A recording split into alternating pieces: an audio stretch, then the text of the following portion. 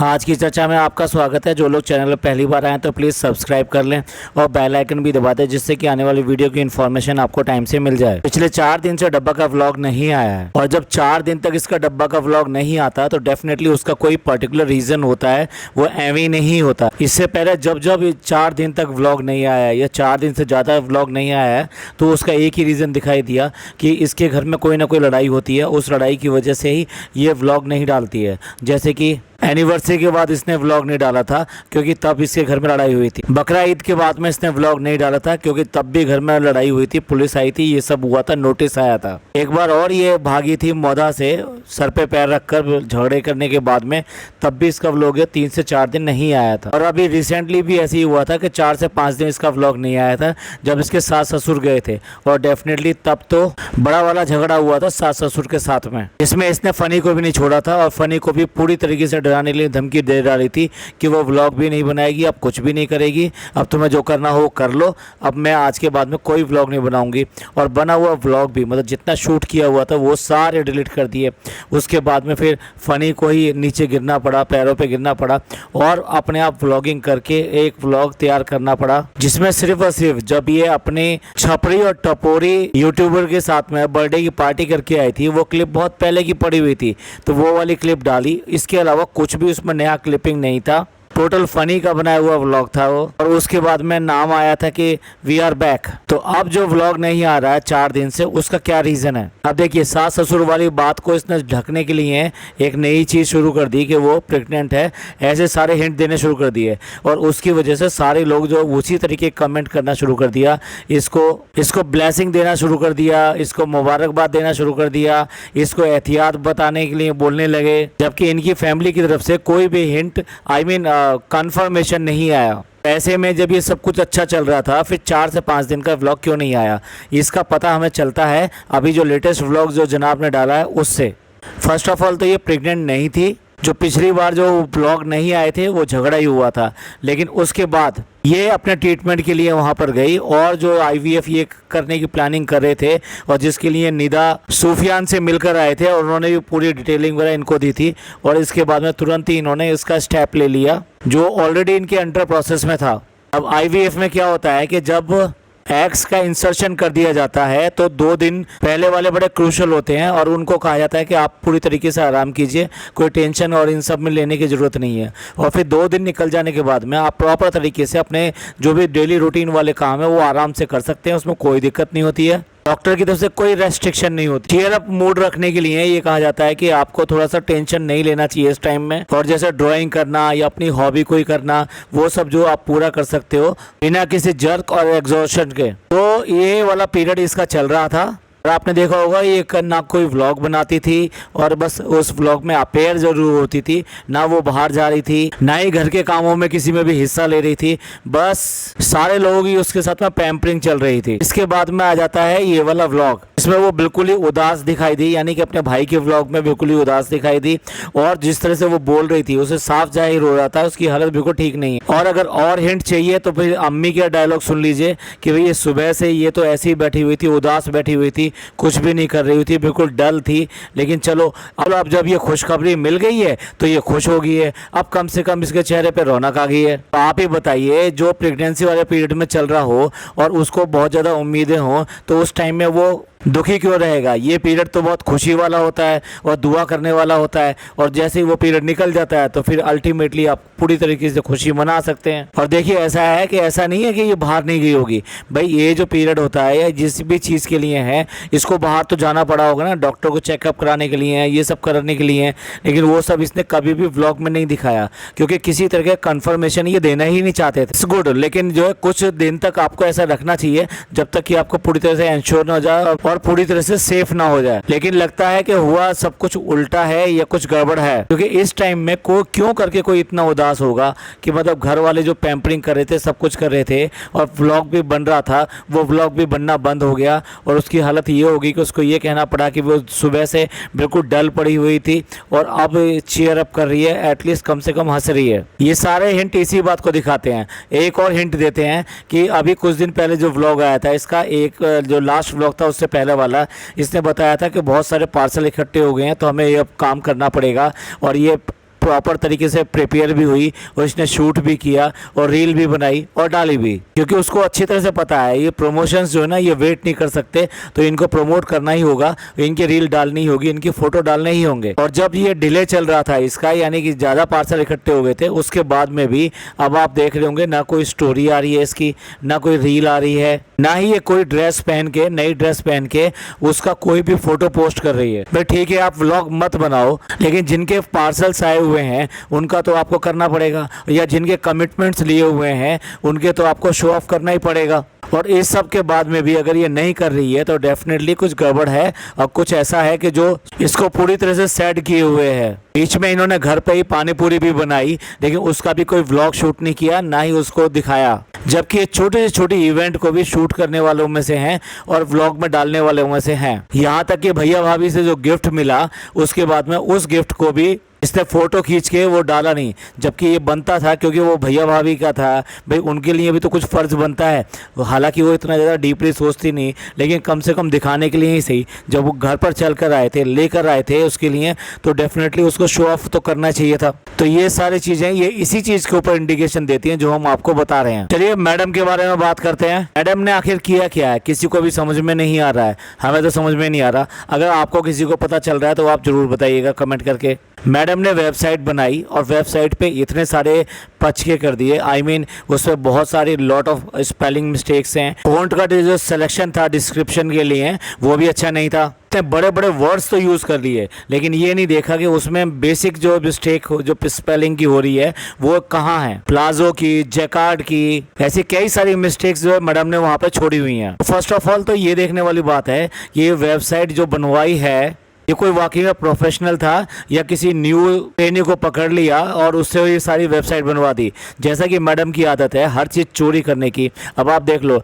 Design के बारे में भी यही बात हो रही है कि ये जो डिज़ाइन है ये ऑलरेडी अवेलेबल है, उनको सीधा सीधा कॉपी किया गया है। जब रेसिपी चैनल चला रही थी, I mean bar bar recipe डालती थी, तब भी वो चोरी की रेसिपी होती थी। वो बात दूसरी है, वो बताती नहीं थी कि ठीक से कि वो किसकी रेसिपी है। जब अपनी बिरयानी और ये सब बनाती थी तो उसमें भी वो सारी दूसरे से बनवा ली और बाद में करछी लेकर आ गई। मैं सारी बातें इसलिए कह रहा हूँ कि मैडम को काम करने की आदत नहीं है, मैडम को सिर्फ ऑर्डर चलाने की आदत है। तो ऐसा ही इन्होंने अपने बिजनेस के साथ में किया है। एक वेबसाइट डिज़ाइनर को पकड़ा और उससे बनवाने की कोशिश करी, उसने नहीं सुनी तो उसको फायर कर दिया और दूसरे को हायर किया। जिसको हायर किया उसको भी सख्त इंस्ट्रक्शन दे दी, ये रही वेबसाइट, इस तरह की वेबसाइट है, इसकी कॉपी करनी है और इसी तरीके से बनानी है, और तुम्हें बीच बीच में ये सब फोटोग्राफ्स वगैरह जहाँ जहाँ मैं कहूँगी वैसे डाल देना। तो पहले तो ये इतना अंडर प्रेशराइज कर देते थे काम वाले करने वाले को कि वो अपना प्रॉपर जो काम कर सकता है वो भी नहीं करता। आइदर जो इंटीरियर डिज़ाइनर हो जिसका इन्होंने केक तक काटा और उसको बिल्कुल अपने घर का मेंबर बना लिया, और फिर उसके बाद में ऐसा घर से लात मार के निकाला कि वो आज तक पता नहीं है। यहाँ तक कि उसके लिए स्पेशल सॉरी टू से आने वाला था जो अभी तक नहीं आया। अब पता नहीं वेबसाइट डिज़ाइनर को इतना टाइम नहीं दिया कि वो डिज़ाइन को प्रॉपर, आई मीन अपनी वेब को पूरी तरीके से चेक कर सके और उसकी स्पेलिंग मिस्टेक और ये सब चीज़ों को देख सके, क्योंकि ऑटो स्पेल की भी तो कोई चीज़ होती है, वो बहुत सारी चीज़ें आप उसके थ्रू भी चेक कर सकते हैं, लेकिन इन्होंने नहीं किया। उसके बाद में वेबसाइट के साथ में जो लिंक करना चाहिए था यूट्यूब चैनल, वो किसी और का लिंक हो रहा था और वो भी देखा नहीं गया। इस सब के बाद में भी मतलब ऐसी क्या जल्दी आ गई थी कि फटाफट सब कुछ करना है। इतने दिन से ये प्रिपेयर कर रहे थे, इतने दिन से प्रिपेयर कर रहे थे, तो ये सब चीज़ें तो साइड में हो सकती थी। और फिर देखिए अगर ये मैडम जो है अपने डिज़ाइन में, अपने कपड़ों में और अपने क्लोथिंग रेंज में इतनी ज़्यादा बिजी थी, तो फिर जनाब क्या कर रहे थे? ये काम तो जनाब भी करा सकते थे कि वेबसाइट डिज़ाइन करनी है और वेबसाइट बनाना है, उसमें पे गेट जो है उसको प्रॉपर्ली डिज़ाइन करना है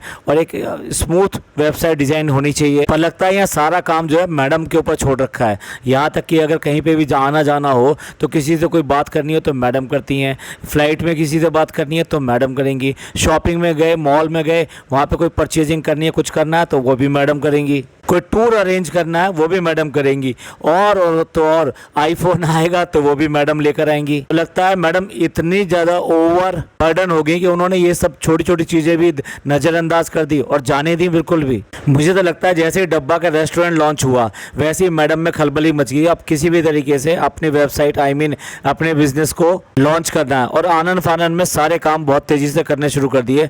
लगता है उसी का ये परिणाम है, तो सबके सामने ये रिजल्ट आ रहे हैं। अब ये कह देंगे देखेंगे उनको हेटर्स बता देंगे कि भाई ये तो जेलस हैं, ये तो हेटर्स हैं, जबकि कई लोगों ने तो इतनी पोलाइटली तरीके से वहाँ पे कमेंट्स किए हैं, बहुत ही पोलाइटली तरीके से, क्योंकि वो बेसिकली बहुत दिन से कह भी रहे हैं कि हम बहुत दिन से इनके फ़ैन हैं, लेकिन सॉरी टू से बहुत ज़्यादा एक्सपेंसिव हैं, डिज़ाइन अच्छे नहीं है, यूनिकनेस कहीं भी दिखाई नहीं देती, लोगों के लिए अफोर्डेबल नहीं है, और पता नहीं कितनी सारी बातें सब कह रहे हैं। और चलते चलते जो ये रील शूट करी, उस रील में भी ये नहीं ध्यान दिया कि जो मॉडल है इनकी वो पीछे क्लैंप लगाई हुई है, यानी कि एयर क्लिप लगाई हुई है उसने। अब आप ही बताइए कौन करता है इस तरह से? ये तो आत्महत्या करने वाली बात हो गई। आप खुद ही अपनी चीजों को नुकसान पहुंचा रहे हैं। अब आप ही बताइए, जब तक प्रॉपर स्टिच नहीं होता उसमें कट्स एंड कर्व्स जो दिखाई नहीं देते, तो मॉडल जिस तरीके से पेश आनी चाहिए थी वो उस तरह से दिखाई नहीं दे रही। आपने मॉडल ठीक है माना, बहुत ज़्यादा स्लिम चूज़ किया, लेकिन उनके साइज़ के भी तो कपड़े होने चाहिए थे ना। अगर आपने बनवाए नहीं है तो स्टिच करवाने चाहिए थे।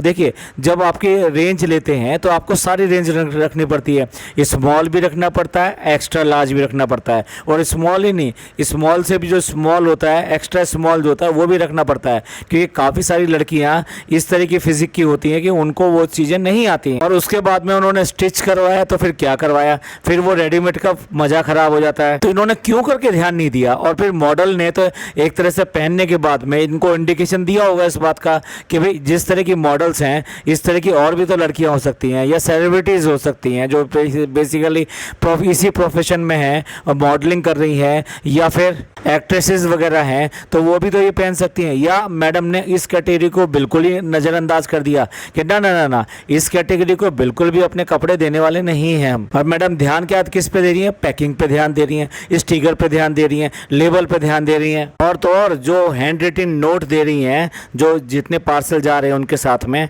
उसके साथ में जो लिख रही हैं कि ग्रेटनेस है और ज़्यादा थैंकफुल हैं कि उन्होंने अपॉर्चुनिटी दी, इस तरह का नोट है ना, उससे ऐसा लग रहा है कि जैसे कस्टमाइज ड्रेस जा रही है, यानी उनके अकॉर्डिंग वो कस्टमाइज करके भेजी जा रही है, जबकि ये ड्रेसेस कोई भी कस्टमाइज नहीं है। जो पर्सनल नोट दे रहे हो, पैकिंग अच्छी कर रहे हो, और वो अच्छी तरह से पैक करके और उसकी जो ओवरऑल पैकिंग है वो बना रहे हो, स्टिकर्स लगा रहे हो, ये सब कर रहे हो, ये सारी चीज़ें उसके सामने बेकार हैं। अगर जो प्रोडक्ट है, प्रोडक्ट अच्छा नहीं है, जैसा कि आपके एक व्यूअर ने वहाँ पे कमेंट भी किया है कि जब प्रोडक्ट ही अच्छा नहीं है तो फिर पैकिंग देखकर क्या करेंगे? और क्या तुमको पहले से पता था मैडम कि ये जो सेल होंगे वो वापस भी आएंगे, और वापस आएंगे तो हमको बहुत नुकसान होने वाला है, इसलिए इतना टफ और इतने मुश्किल आपने एक्सचेंज पॉलिसी रखी? भाई सचमुच में आप ये वाला ब्रांड चलाना चाहते हैं कि नहीं चलाना चाहते हैं? एक तो पहले से ही प्राइस इतने हाई कर दिए, उसके बाद में प्राइस के बाद में टैक्सेस हो गए, यानी जो अनडिक्लेयर्ड है, जबकि दूसरे जो भी प्रोडक्ट आते हैं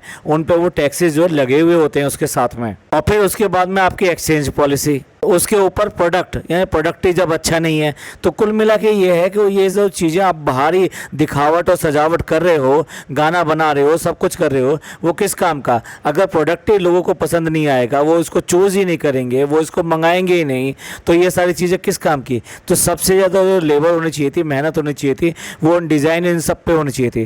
देखिए, अगर आप बिजनेस कर रहे हैं और उसका सारा काम अपने ऊपर ही कर रहे हैं, यानी आप ही उसको करने वाले हैं, आप ही उसकी मार्केटिंग कर रहे हैं, सेल्स कर रहे हैं, और आप ही उसकी प्रोडक्शन करवा रहे हैं, तो आप ऐसा बिजनेस चला नहीं पाएंगे, क्योंकि ये सारे के सारे काम दिए जाते हैं प्रोफेशनल्स को दिए जाते हैं, वो लोग इसको करते हैं। आपको जो दूसरी तरीके से देखना होता है कि वो किस तरीके से वो बिजनेस को रन करना है, कहाँ लॉन्च करना है, कैसे लॉन्च करना है, ये सारी चीज़ें देखनी होती हैं। ओनली डॉक्टर या इस टाइप के लोग ही ऐसे होते हैं कि जो बेसिकली अपना खुद काम करते हैं, अदरवाइज तो सब लोग जो बिजनेस अगर करते हैं तो वो सारे के सारे काम दूसरों से करवाते हैं। ऐसे लगता है जैसे दूसरे लोगों पे कि इनको बिल्कुल भी भरोसा नहीं है।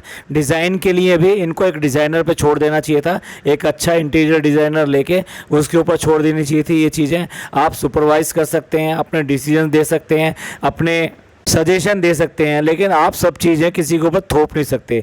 ये या तो खुद ही काम करते हैं या किसी से करवाते, तो उसके ऊपर हर चीज़ इतनी ज़्यादा थोप देते हैं कि उसके पास स्कोप ही नहीं रहता क्रिएटिविटी का। तो वो क्रिएटिविटी नहीं आ पाती, तो फिर जो मैडम का जो टच होता है, जिसके लिए ये कह रही हैं, वही टच फिर वहाँ सामने आता है, और वो लोगों को कहाँ पसंद आ रहा है। भाई आपकी रेसिपी होती है, रेसिपी देख लेते हैं लोग बाग, और उसके बाद में आप जो ये कपड़े भी झेलें, ऐसा नहीं हो सकता। एक व्यूअर ने इनके बारे में बहुत सही कहा था, जिसको खाना नहीं बनाना आता उसने रेस्टोरेंट खोल लिया।